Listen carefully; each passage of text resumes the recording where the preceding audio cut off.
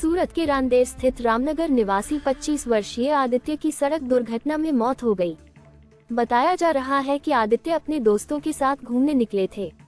दांडी फाटक के पास उनकी बाइक की एक स्कूल बस से टक्कर हो गई, जिसमें आदित्य की मौके पर ही मौत हो गई। जानकारी के अनुसार बाइक पर 3 युवक सवार थे। हादसे में एक युवक की मौत हो गई, एक युवक घायल हुआ है, जबकि तीसरा युवक सुरक्षित है और पुलिस के पास मौजूद है। मृतक के परिजनों का आरोप है कि यह केवल हादसा नहीं बल्कि टक्कर मारी गई है। परिवार का कहना है कि दुर्घटना फाउंटेन स्कूल की बस से हुई है। मृतक के परिवार में माता पिता और एक बड़ी बहन है। रक्षाबंधन से पहले बेटे और भाई की मौत से पूरे परिवार में शोक का माहौल है। जिगर विश्रामभाई सोलंकी मारू नाम है। मारा जीजाजी था, एमनी काले सांजे 7 वागे डेथ थई गेली है। આપણે ઘટના સ્થળ છે આપણું દાંડી ફાટક પાસે, એના પહેલાં સાકેત ગામ આવે છે, ત્યાં એમનું એક્સિડન્ટ થયેલું હતું। બસવાળાએ ઠોકર મારીને એ લોકોની આવી રીતના ઈજાગ્રસ્ત એને કરેલું છે। કઈ રીતે ઠોકર મારી?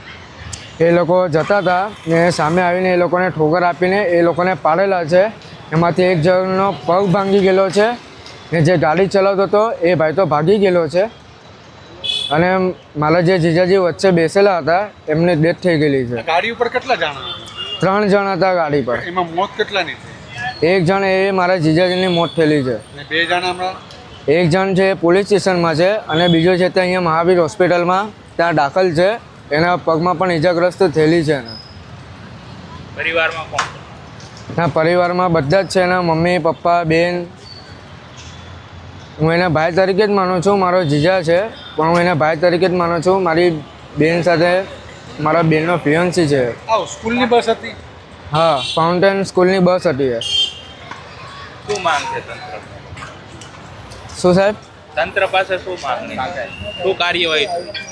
બસ અમને ન્યાય જોઈએ સાહેબ, બીજું કાંઈ નથી અમને જોતું। મારો ભાઈ આજે ચાલ્યો ગયેલો છે,